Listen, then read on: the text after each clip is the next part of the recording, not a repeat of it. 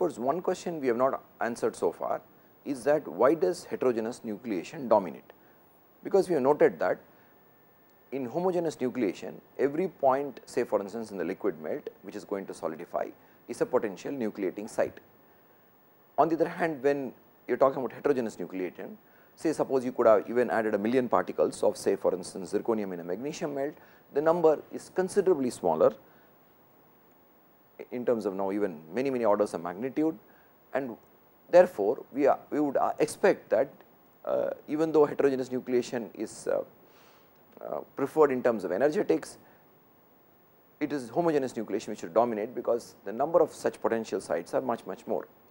Now, therefore, we write down the nucleation rate for both cases, and we of course write down the proportionality that in case of homogeneous nucleation, the nucleation rate is proportional to minus delta G star homogeneous by kT, and the pre-exponential term is a function of the number of nucleation sites. Similarly, for heterogeneous nucleation rate, the pre-exponential term I0 heterogeneous is a function of the number of nucleation sites, and the exponential term is minus delta G star heterogeneous by kT. Now, in the case of homogeneous nucleation, you can clearly see that the pre-exponential term, which is 10 power 42, is much larger than the number of heterogeneous nucleation sites, which of course could be even much lower than the number cited here. But what happens is that it is the exponential term which dominates, because now the delta G star is sitting in exponential, and we have seen that even in the case of a wetting angle of 90 degrees, which could of course be bettered considerably by use of an appropriate nucleating agent, in which case the nucleating agent may practically wet the heterogeneous nucleating agent. That means, the product phase can wet the heterogeneous nucleating agent, in which case I would get a considerable benefit in terms of delta G star heterogeneous. Because of this dominance of this dominance of the exponential term, wherein the delta G star heterogeneous sits, I find that the heterogeneous nucleation rate is larger than the homogeneous nucleation rate, and therefore, when you are talking about phase transformations and especially nucleation, there is a benefit of adding heterogeneous nucleating agents. Now, there is a micrograph and schematic which shows that how heterogeneous nucleation has taken place. In this case, of course, you can see that in the solidification or the phase transformation of aluminum magnesium zinc alloy, this is a solid to solid phase transformation, there has been preferential nucleation of the second phase at triple junctions and at the grain boundaries. Some of these has been etched away by the nucleating etchant agent, and therefore, you find that of course, there are other points within the medium where also homogeneous nucleation might have occurred, but these heterogeneous nucleation sites like along the grain boundaries or the triple junctions. So, these triple junctions play an important role in heterogeneous nucleation, and it may so happen that of course, I may have a precipitate forming like in the schematic below along the triple junction, and this precipitate may have semi-coherent and incoherent interfaces which may be present, and it is to be noted that incoherent interfaces or semi-coherent interfaces are more glissile as compared to coherent interfaces. Therefore, I need to worry about heterogeneous nucleation whenever I am talking about phase transformation, especially solid to solid phase transformation.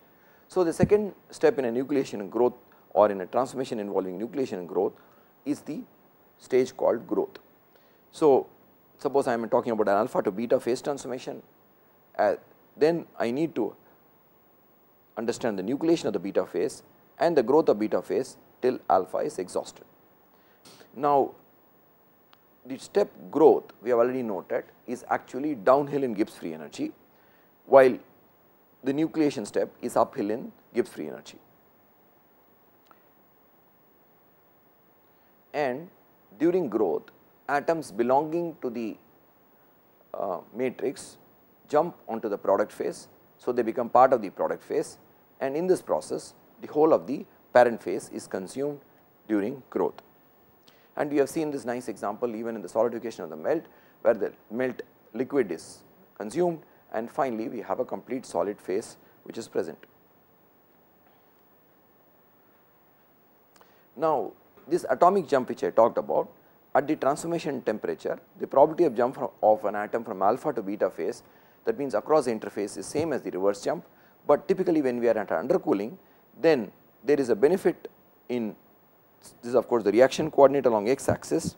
So, this is my reaction coordinate, and now an atom belonging to the alpha phase, if it jumps to the beta phase, which is the product phase, then the forward jump, the activation barrier is delta Hd, which is smaller than the reverse jump, in which case my activation barrier is taller. Therefore, below at a temperature, if I am below the transformation temperature, that means I am at an undercooling, then atoms would preferentially jump from the parent phase to the product phase. In this process, now my growth can take place. Now, my overall transformation rate, which I call T subscript R, just to differentiate it from the capital T, which could be a symbol for temperature. The overall transformation rate is a function of the nucleation rate, and which I have used a symbol I, and the growth rate, for which I use a symbol U. Therefore, this function is some important function, and I need to locate this function, in which case I would note my transformation rate as I go from the parent phase to the product phase. Suppose I am talking about an alpha to beta transformation.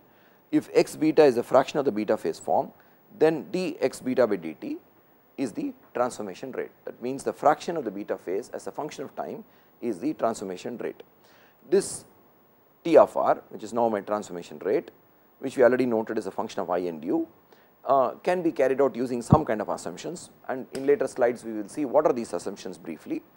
And these lead, based on these assumptions, we have various models to calculate this transformation rate, like for instance the Johnson-Mail model or the Avrami model. So, if I know my transformation rate, then I know that how my parent phase can transform into the product phase, or as we shall see later, instead of working with rates, we may also want to know how long for phase transformation at a certain undercooling. So, we will directly jump to the result before we even consider the derivation of the function T subscript R, which is what we are interested in here, and we will try to see the relative maxima of the nucleation rate versus the growth rate U. The growth rate curve U, which is now the result, we are jumping to the result, as a function of the undercooling looks very similar to the nucleation rate curve. The key difference being that the maxima of the growth rate versus undercooling curve is typically above the nucleation rate versus undercooling curve. Of course, the undercooling, the nucleation rate or growth rate versus undercooling plot can alternate way of stating that it is actually I am talking about the nucleation rate with temperature. This we have already noted.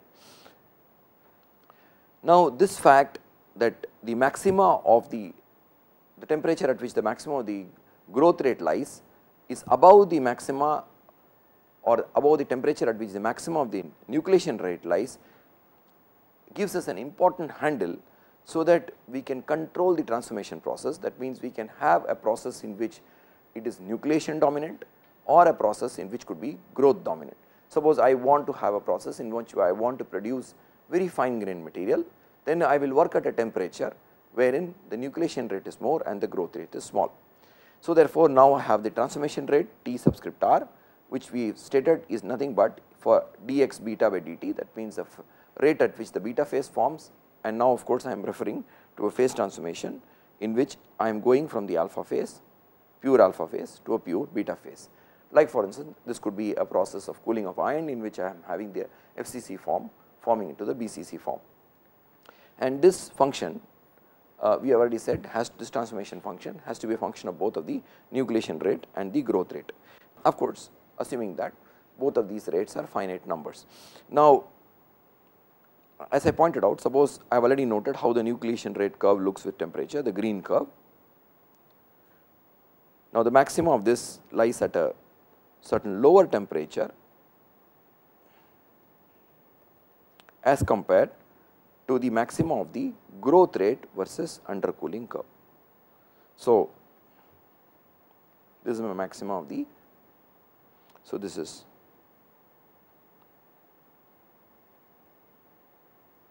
I max and this is U max. So, this is the typical scenario where my transformation rate Tr is a function of the nucleation rate and the growth rate, and the maximum of the growth rate is typically above in temperature. That means, it is at a higher temperature compared to the maximum of the nucleation rate. So, the x axis units are in per seconds, and I have finally a master curve, which is now my transformation rate curve. So, whenever we see a transformation rate curve, we have to understand at the underlie or at the bottom of this transformation rate are two important functions, the nucleation rate and the growth rate, which further depend on the undercooling. Now, suppose I plot this x beta, which is the fraction of the beta, as a function of, say for instance, the nucleation rate I and the growth rate u, then I would get a curve which typically is called a sigmoidal curve. So, you can see this now x beta, which is on the x axis, and time on the x beta on the y axis and time on the x axis, and I would get the green curve as shown here. The important point to note is that this kind of a sigmoidal curve is practically universal and is found in many scenarios. For instance, growth of bacteria in a culture, where the number of bacteria with time can be plotted and such a similar kind of function would be obtained. You could even think of a marks obtained versus time of study. For instance, suppose initially you put in a lot of initial time you put in for study, your marks may not increase because the time you are investing is actually going into understanding the basics. Later on, when you put in more time, your marks would increase because now you are able to translate more effectively your understanding into marks. But how much ever you study, trying to increase the marks from 95 to 100 may be a very difficult task. So, this universal curve is found in many scenarios, and in the current context, if you plot x beta, which is a function of the nucleation rate and the growth rate, you would find a similar sigmoidal curve. So, the sigmoidal curve can be understood in three phases. Phase 1, which is called the incubation period, where the growth is slow, but the growth rate is increasing with time. Now, of course, the growth rate in this curve is the slope of this curve at any point. Suppose I am talking about the growth rate here, I am talking about the slope of this curve here.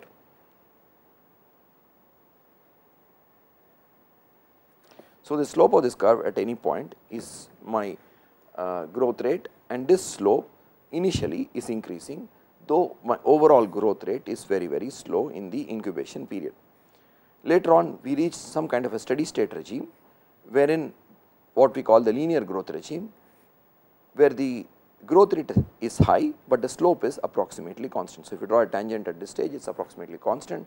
That means I have a high growth rate, but it is typically or approximately constant with time.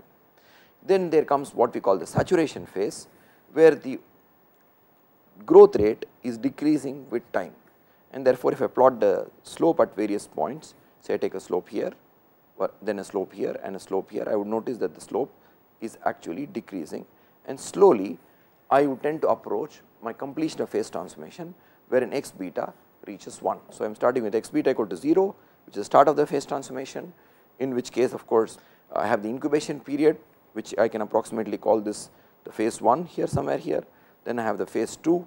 So, I have phase 1 in this boundary, then I have the phase 2 in this region, and of course, I have the phase 3, which is my saturation phase.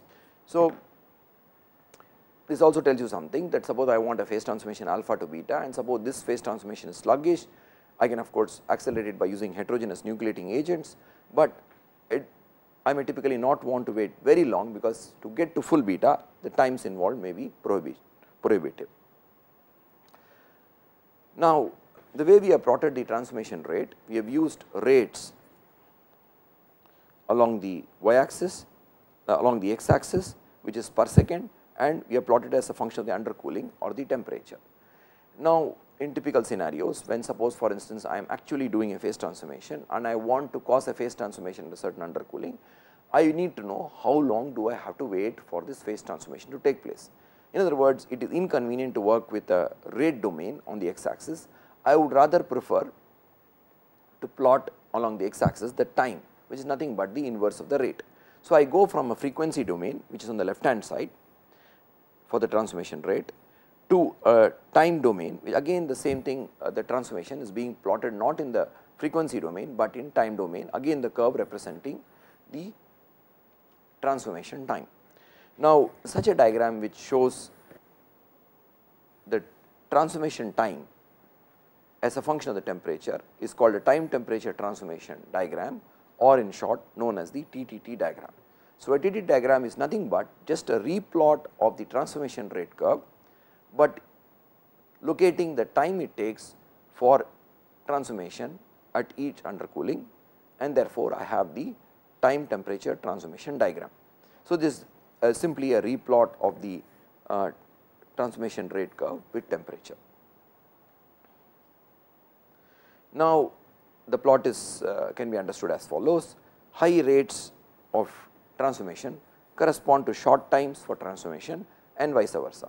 And suppose I have a transformation rate which is 0, like for the points which are close, which is here. So, I have a 0 transformation rate here or a 0 transformation rate at the transformation temperature, then this implies the times here involved are infinite. That means, I have to wait infinite time for transformation to take place. And if I now have a rate somewhere in between here, so I have a rate here at this or a temperature T1, then correspondingly I can take it and find out that how long does it take at this temperature, or how much time does it take for transformation to take place at this temperature. I can locate my T1. Now, if the rate increases like closer to the maxima here and I go to a temperature T2, then I find that my transformation time actually is smaller. So, T2 at temperature 2 is smaller than T1. Therefore, at the maximum transformation rate I have the minimum. So, the maximum transformation, suppose I label as n. So, now I can label this nt, which is in the time domain, is the minimum time for transformation. Of course, therefore, the overall shape of the curve in time domain, the same transformation curve looks like the one which is shown in the purple color, which is like this. Therefore, I take long times at high undercoolings and very small undercoolings, but some intermediate undercooling, my transformation time is smaller. Of course, we have already noted that this transformation rate function is already a function of the nucleation rate and growth rate. Therefore, the reason it takes very long time for transformation at small undercoolings is because there is small driving force for nucleation, and at very large undercoolings again the transformation time is much larger because the growth is sluggish. So, I have a nucleation paucity domain here at the top, small undercoolings, and on the other hand I have a growth sluggish domain at very large undercoolings. So, where both my nucleation rate and growth rate are helping me in the intermediate undercoolings, then I have a short time for the transformation. So, to summarize this diagram, I note that I can plot my transformation rate function in time domain. That means, I grow from a frequency domain to a time domain, and in the process I can generate what is known as a time temperature transformation diagram, where for each undercooling I find out how much time do I have to wait for the transformation to take place. Again, we have also noted that at the heart of this transformation time function is also the nucleation time and the growth time. Now, let us spend a little more time trying to understand this TTD diagram which we have generated. First thing, of course, is that often we have used solidification as an example, and sometimes we also use the phase transformation as alpha to beta, but this general kind of a scenario represents other kind of transformations as well in addition to melting. We also noted that the transformation time at any undercooling is not monotonic with undercooling. That implies that suppose I take 3 undercoolings, say delta T1 at temperature T1 or T2 or T3, I would notice that my transformation times T1, T2 and T3 keep on decreasing till I reach the nose of the curve. If I cool down even further, then again my transformation times increase, which is like labeled as T4 and T5. And we have noted that these behaviors can be understood in terms of the small driving force for nucleation or a sluggish growth at large undercoolings. Now, we have also noted, which needs to be emphasized, is the fact that in the TT diagram we plot the time required for transformation if we hold a sample at a fixed temperature T1. That means, we are at a fixed undercooling delta T1. That implies that to plot these diagrams, we have to isothermally hold samples at various undercoolings. And this automatically implies that how do I reach my temperature, say for instance T2, like in this diagram below, or a temperature T4. the assumption involved is that I am above my transformation temperature Tm for instance here, and I instantaneously quench my sample to whatever temperature of designed like T2, and then I isothermally hold. So, at the heart of these TT diagram is the assumption that I am instantaneously quenching to T2 or whatever temperature or whatever undercooling I am interested in, but then after that I isothermally hold my sample. So, two keywords here are instantaneous quench and isothermal hold, and therefore, in this context TT diagrams, TTT diagrams are also called isothermal transformation diagrams, because this is important, because later on we will be constructing what are known as CCT diagrams or continuous cooling transformation diagrams, which are closely related to TTT diagrams, but not the same. Now, of course, for each transformation, like for instance alpha to beta transformation or some other transformation, I need to draw a separate TTT diagram to understand the transformation times. Now, a further point which is noteworthy is that the picture of a TTT diagram represented before is incomplete, because transformations, as we have pointed out, take time to start, but then it does not mean that the transformation is instantaneously complete. It takes certain time to complete the transformation also. Therefore, I actually need two lines, one line to designate the start of the transformation as shown in the diagram below with the blue curve, another line which needs to say that the transformation has been completed. So, this simplification, as we did before, to draw a single curve for transformation like the brown curve here, is only an schematic illustration, and in reality we should have two curves, one curve to say that the transformation has started and one curve to say that the transformation has been completed.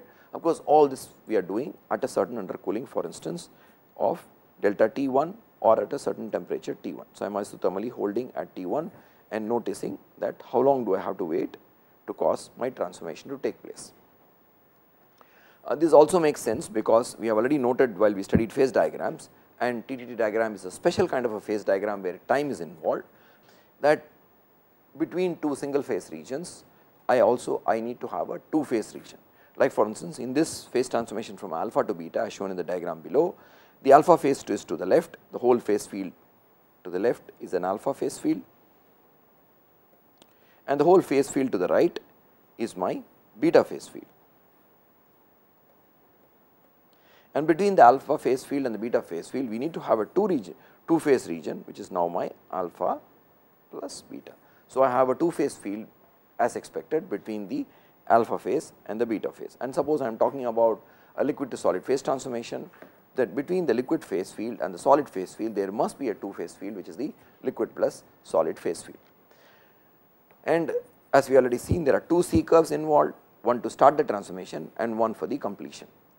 One important issue in this regard is that how do I define my start or how do I define my finish, because typically if I want to be very pedantic, the start means that the very first nucleus which forms, and finish should typically correspond to complete 100% finish, but practically locating the first nucleus is very difficult. So, we use, and similarly finding out when exactly the last little volume of alpha finally transforms to beta or the last liquid transforms to solid is very difficult to locate. So, we use more practical measures which are accessible by optical metallography techniques, or even for instance suppose I am using X-ray diffraction, certain X-ray diffraction techniques, but classically it has been the optical metallography which is useful in studying TTT diagrams, is that we use a practical measure of start and a practical measure of finish, which typically could be 1% and 99%. So, when 1% of phase transformation is completed, what will I do of course is that I will do a metallography, which I will show on the board here, that I will take a sample, and so I am starting with pure alpha. So, this is my pure alpha, in which I notice that beta is forming,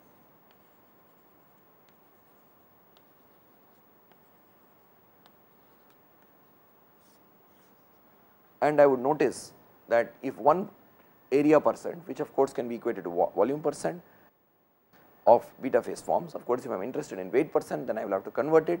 Then if my 1% of beta forms, then I would say the nucleation or the phase transformation has started, and when this beta occupies 99% of my area, for instance, and say little bit of alpha is left at the boundaries, say for instance this is now my alpha which is left and this all is beta.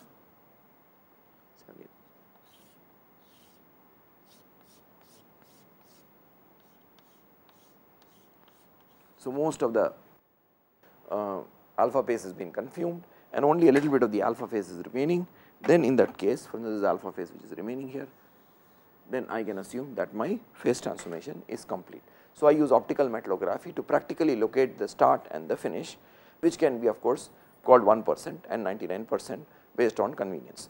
Now, another obvious point of course, since these are special kind of diagrams involving time, I have to note that or any transformation path has to be drawn such that it is left to right. We cannot draw opposite direction paths on this, though it is isothermally, of course, even a line going from right to left is an isothermal line, but such kind of lines are not allowed on these diagrams because as you know time is decreasing for such lines, and therefore, only horizontal lines going from left to right can be drawn on such TTT diagrams. Now, further, suppose I am talking about not a pure alpha to beta transformation, but a gamma phase giving alpha plus beta. In such a case, the fraction x beta I can define as the volume fraction of beta at any temperature divided by the final volume fraction of beta which I expect, because the final volume fraction of beta in this case is not 100%, because there is also an alpha phase which is present in the final product. That means, I know my final volume fraction of beta which I need to form, because this is now based on the composition and the phase diagram, and if I note how much of volume fraction of that what is expected is forming at a time t, then I take the ratio with respect to what I expect finally, then I would note that I have the fraction of beta which is forming, and this is, so I can use this function of beta for my calculation of this phase transformation lines. Now, the next topic we will consider of course would be how do I compute the transformation time for various undercoolings, and that will be very important to consider. Hence, the nucleation rate I, which is dN by dt, can be written as a product of the two terms in the equation below. So, I finally turns out to be a product of the exponential of delta G star and delta Ht with temperature residing in the denominator. Of course, the negative sign in front of it has to be noted.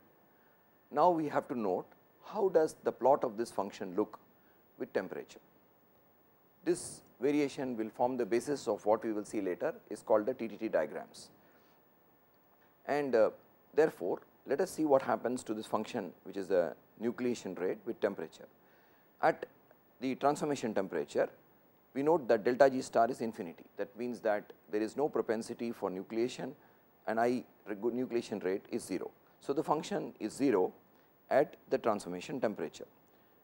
On the other end of the spectrum is T equal to 0 Kelvin, which is here, and when we substitute T equal to 0 Kelvin, we note again that the nucleation rate is 0. So, substituting T equal to 0 here gives that the nucleation rate is 0. Further, we note that there are two competing factors which come into play in determining the form of this function. One is that as temperature increases, the nucleation rate increases, but as delta G star increases, the nucleation rate decreases. Therefore, in the numerator and denominator there are two competing terms, and the final plot of the function looks something like this as shown in the green curve below. That means, it goes through a maxima at some intermediate temperature below. So, there is a maxima here at some intermediate temperature below the transformation temperature and 0 Kelvin, and after reaching a maxima again the nucleation rate reduces to 0 at 0 Kelvin. So, we have to note that this function is not monotonic with temperature or is not monotonic with undercooling, and this feature we shall try to understand. That implies that unlike normal process in which if you talk about temperature dependence, it normally increases monotonically with temperature, but here we are talking in effect not just temperature, but undercooling, and therefore, we note that the function is not monotonic and goes through maximum with temperature. Next we take up the topic of not homogeneous nucleation, but heterogeneous nucleation. In this context, let me go back to the experiment which I had conducted, in which we had taken an aerated drink, we had opened the bottle of the aerated drink and then poured the aerated drink into a glass. We had noted that when I do this, there are bubbles forming typically at the glass walls. Further, I showed that if you pour salt into this aerated drink, then lot of bubble evolution takes place. The first question of course we have to ask is that when I am opening the Coca-Cola bottle, why is that all the gas does not escape? Because the gas was put into this solution or put into the aerated drink at a higher pressure, and therefore, when I open the bottle, all the gas bubble does not escape, and we understood that in terms of the term known as the nucleation barrier, and we had even gained more than one perspective of the nucleation barrier. Of course, in the context of solidification, the relevant thermodynamic variable is temperature, we are undercooling the system, but in the context of this aerated drink, we are actually under pressurizing the system when we open the Coca-Cola bottle or the aerated drink bottle. So, what is happening? We under pressurize the system, but because of the nucleation barrier, even though the solution is super saturated with respect to carbon dioxide at atmospheric pressure, all the carbon dioxide cannot escape because of the nucleation barrier, but when I add this salt, I find that lot of these bubbles are evolved. This is typically a case of heterogeneous nucleation. That means some selective regions are there. In this case, of course, the salt which we have put into the solution, wherein gas bubbles can preferentially form. And this aspect of nucleation is even more so, or the problem with nucleation or the nucleation barrier is even more severe in the case of solid state transformations, wherein strain energy term is also involved, which opposes the transformation. Now, the nucleation process is made easier by the presence of defects in the system, like of course, in the solution the defect is the salt and in the case of solidification of a liquid, this could be the mold walls or certain other particles which you may add intentionally. For a solid state transformation, suitable nucleation sites are non-equilibrium defects such as excess vacancies, dislocations, grain boundaries, stacking faults, inclusions and surfaces. Free surface also can play an important role in nucleation, and whenever these secondary entities are involved in nucleation, we call them that means there are preferential sites, and this case is referred to as heterogeneous nucleation. And one way to visualize heterogeneous nucleation is to understand that in heterogeneous nucleation at a defect will lead to destruction or modification of the defect. That means that the defect will be made less defective, and this will give us some free energy benefit which I can call delta HD, and thus reducing the activation barrier. So, therefore, suppose I can write down my delta G heterogeneous at a defect as in the equation here, then of course, we have the usual term which is the delta GV and delta GS, but additionally we have here a minus delta GD term, which is now of course helping us in the nucleation process. Therefore, we can understand heterogeneous nucleation as when the nucleation takes place, the defectiveness of a defect in some way is modified or reduced, and this helps us in easy nucleation at these secondary entities. Now, the increasing delta HD, which also means that there is a decreasing delta HD star heterogeneous, are of course homogeneous sites, of course, is the simple case which we have seen, excess vacancies, furthermore dislocations. Lot of work has been done on heterogeneous nucleation on dislocations. Then of course, there can be stacking faults, there can be interfaces like grain boundaries and special entities within grain boundaries which are like triple lines, interface boundaries, and finally of course, the free surface. Therefore, we can have all these entities in solid state phase transformations which can play an important role in heterogeneous nucleation. Now, to understand heterogeneous nucleation, let us see again, like in the case of homogeneous nucleations, what are the energies involved, what are the relevant geometrical parameters involved. We will go through this briefly just to understand that how heterogeneous nucleation can give us a benefit. More details the students can refer to standard textbooks. Now, let us assume that nucleation of beta is taking place from alpha. That means, I have a beta phase which is marked here, and I should shade the beta phase here, the beta phase shown in green. This beta phase is coming out from an alpha phase which is the parent phase. Now, I add a heterogeneous nucleating agent which is the delta phase, which is supposed to aid us in this nucleation process. When the nucleus forms, it forms in the form of a lens as shown in the diagram. That means that it is typically taking a particular shape, the shape of a lens. Now, once this lens is formed, I can write down my surface tension balance equation like as shown here, that gamma alpha beta, which is now my interfacial energy between the alpha phase and the beta phase, into cos theta, which I resolve this vector term, gamma alpha beta term along this direction and do an force balance along the x direction being the direction here, and therefore, I can write down gamma alpha beta cos theta plus gamma beta delta, which is the second force acting in the same direction, which is being opposed of course, or in the opposite direction is the gamma alpha delta. So, therefore, I have an equation that gamma alpha beta cos theta plus gamma beta delta is equal to gamma alpha delta. From this, I can find out the contact angle cos theta or the cosine of the contact angle to be gamma alpha delta minus gamma beta delta by gamma alpha beta. Now, in the process of this nucleation, what are the interfacial energies involved? One interface which is destroyed is the interface originally present between my alpha phase and the delta phase, which extends from here to here and which has the shape of a lens.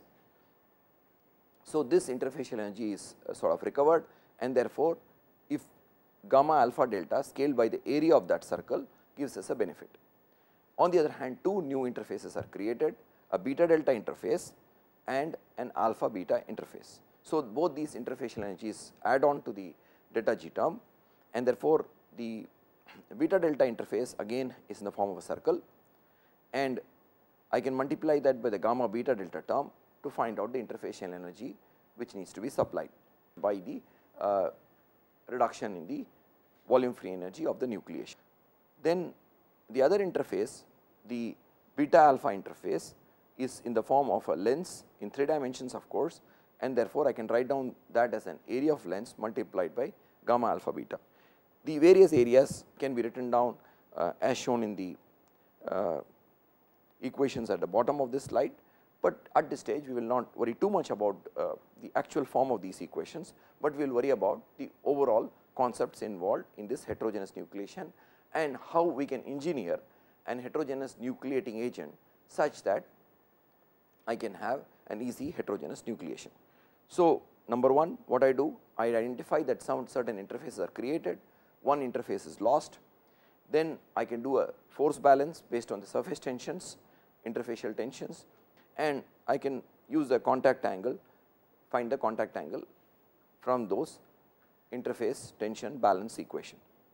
Now, the delta G for this nucleation process is consisting of two positive terms or two terms which give in reduction in delta Gv, which are marked in green.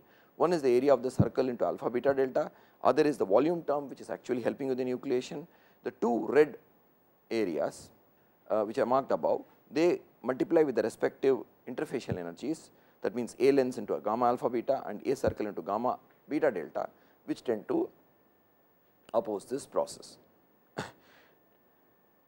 Therefore, I can now write based on of course simplifying all the putting in all these area terms and then simplifying all the terms, I can write and find out as before the criteria for the extremum. In this case, of course, we know that when in the case of heterogeneous nucleation, the critical criteria, the maximum is found by writing d delta G by dr equal to 0. From that, I can find out the heterogeneous nucleation r star and the delta G star, and I find that r star is equal to minus 2 gamma alpha beta by delta Gv, and delta G star heterogeneous is 4 by 3 pi gamma alpha beta cube by delta Gv square into a term involving cosines of the contact angle. We have noted that this procedure is very similar to the case of homogeneous nucleation, and we just find the extremum of this or the maximum of this function. And the important thing of course is that when you note these functions like r star heterogeneous, we find that there is only one interfacial energy which is coming out in these equations. The reason is that we have used the force balance equations to eliminate the other equations, and we are writing now in terms of one interfacial energy and one contact angle, or to be more precise, one cosine of the contact angle. Now, further what we can do, we can write down this delta G star heterogeneous not in terms of the interfacial energies, but in terms of the delta G star homogeneous. That means, now I can relatively compare what is delta G star heterogeneous by delta G star homogeneous, in which case I can find out what is the benefit of having an heterogeneous nucleation. So, of course, this term in the bottom is an heterogeneous this delta is the homogeneous nucleation, and this delta G star is my homogeneous nucleation. So, we note that delta G star by delta G star homo, hetero by homo, is 1/4 of 2 minus 3 cos theta by cos cube theta. That implies this is just a function of theta, the contact angle, and let us see some schematics of what happens when the contact angle increases. Now, this is of course my delta phase on which my nucleation is taking place, and this is my phase, product phase, which is beta. So, this is my nucleating agent delta, and the above one is my product phase. And I am noting that I am going slowly increasing in terms of the contact angle theta. So, this is my contact angle theta, which is increasing from left to right. So, these are schematics to give you a feel of how the contact angle, what happens to the shape of the nucleus or the shape of the lens when the contact angle increases. For small contact angles, it looks like a thin lens, and it gets thicker lens, then it becomes like almost like a semicircle, and then finally it looks like a droplet.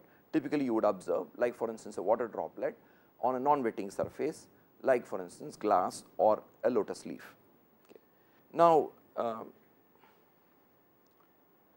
this function delta G star heterogeneous by delta G star homogeneous, which is now a function of theta,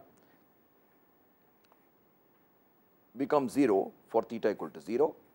For theta equal to 90 degrees, this function is half, and theta equal to 180 degrees, this function is 1. Now, what does theta equal to 0 means? That the beta phase is completely wetting my delta phase, which is here.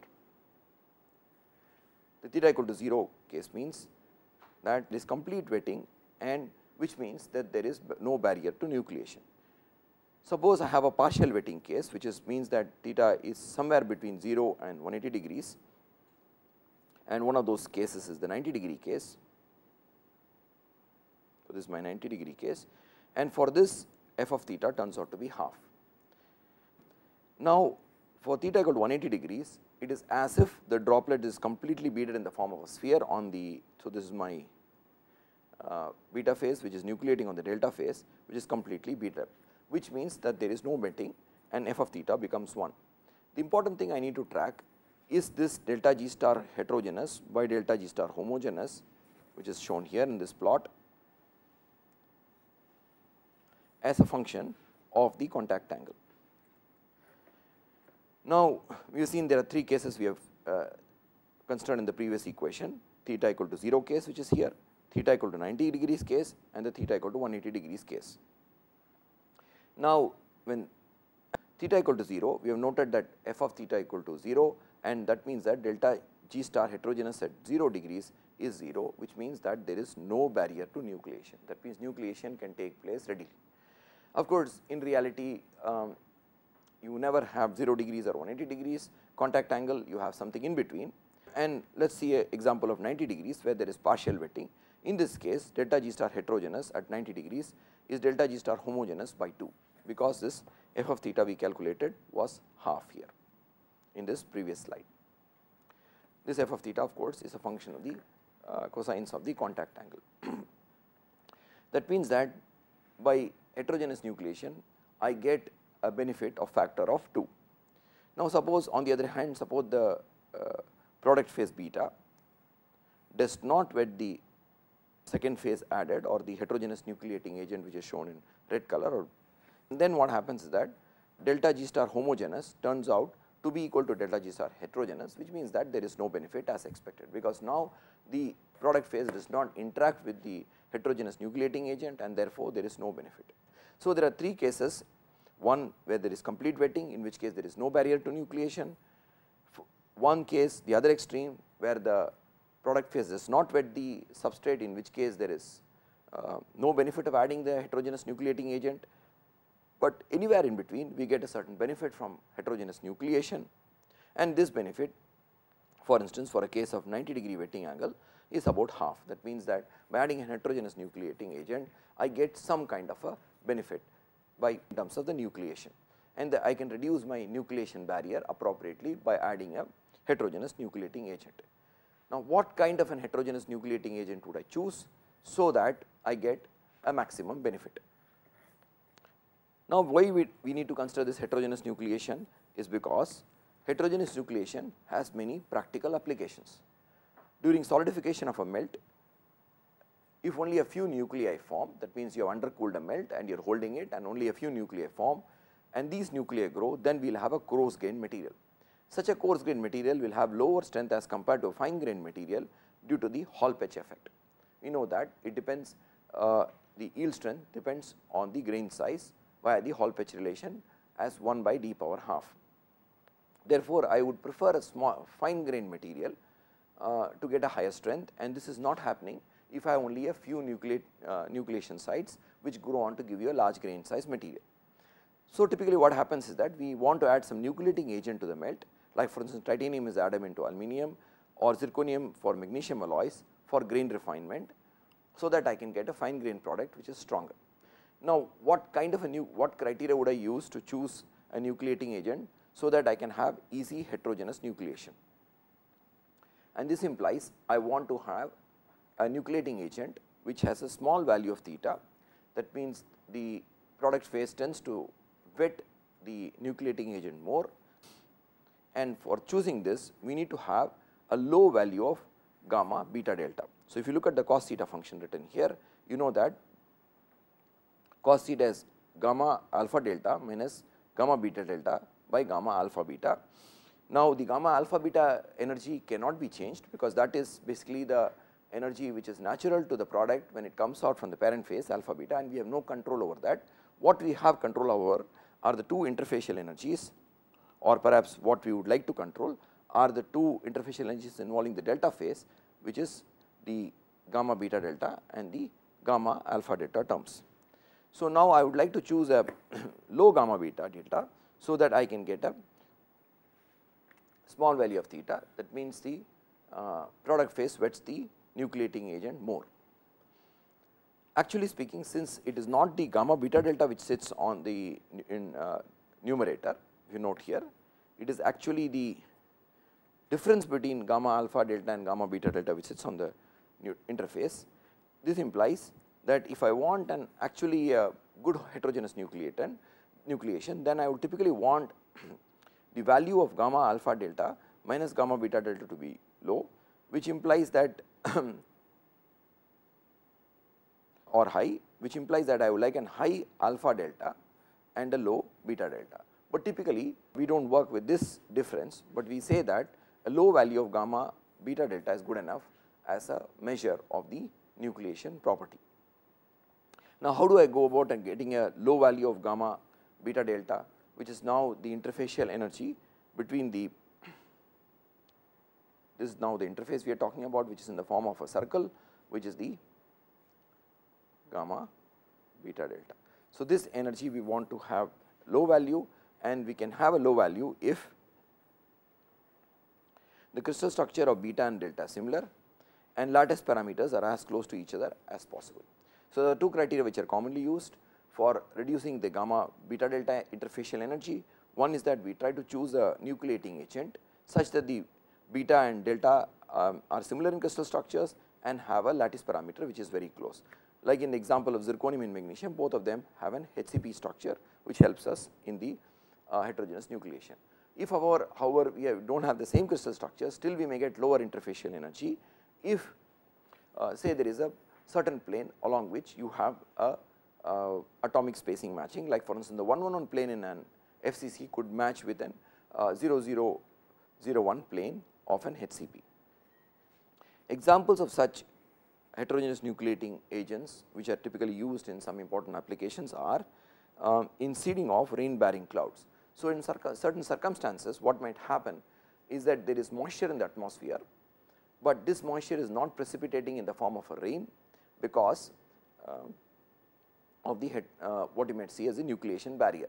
So, we can actually seed clouds. That means, what we are doing is that we are adding heterogeneous nucleation agent to the atmosphere, and this will help in heterogeneous nucleation of water droplets, and some of these water droplets of course at high atmospheres could be frozen, and then of course when they fall down in the form of a rain. So, for this silver iodide or sodium chloride are added as heterogeneous nucleating agents for ice crystals, and of course as I pointed out, we have to consider ice crystals because in upper atmosphere the temperatures are so low that water is in the form of ice, and we would like to nucleate ice on these heterogeneous nucleating agents. So, typically what they do is they take planes and take these nucleating agents and seed the clouds at higher atmosphere where clouds can form. The other nice example is the use of nickel as an heterogeneous nucleating agent in the production of artificial diamonds. Now, we know that diamonds are nothing but graphite, but we need to put high pressure and temperature onto graphite to form diamond, but this phase transformation can be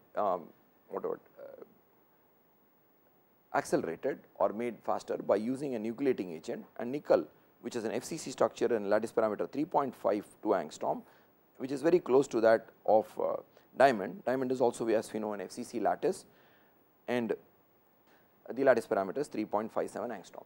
Therefore, if I want to form diamond from graphite, what I can do is that I can use nickel, and of course, I will have to use the appropriate thermodynamic conditions like pressure and temperature to form diamond from graphite. Therefore, we have seen in this example that we have a certain benefit of having a heterogeneous nucleating agent in case we want to accelerate the phase transformation, or we want to produce, for instance, a fine grained material. Then there is a need for using heterogeneous nucleating agent, and most often actually we cannot avoid heterogeneous nucleation, like we saw in the case, suppose I take an aluminum and pour it into a mold, then even though homogeneous nucleation of aluminum crystals can take place within the melt, but more often than not we notice that the nucleation or solidification starts from the mold walls, and this kind of a solidification actually may give us certain kind of columnar growth or a large grain size with certain kind of a properties which may be undesirable. Therefore, what we do is that we, apart from this heterogeneous nucleation in the mold walls, we would like to add heterogeneous nucleating agent within the melt, which can now give us a fine grained material. Therefore, we have seen that nucleation is an important step in phase transformation. There are two kinds of nucleation. One is homogeneous nucleation wherein there are no preferred sites, other is heterogeneous nucleation where there are certain preferred sites, and more so this heterogeneous nucleation plays an important role in solid to solid phase transformations, wherein the strain energy term tends to oppose the phase transformation. The second important thing we have noted so far is the form of the function of nucleation rate with temperature. We notice that it is not a monotonic function, it follows the green curve as shown, as we saw before. That means that the maxima of the nucleation rate is somewhere at some undercooling, and above and below this undercooling typically the nucleation rate falls off. Now, we are left with one more step in this to understand phase transformation, which is the growth rate, so that we can now understand transformations which involve nucleation and growth.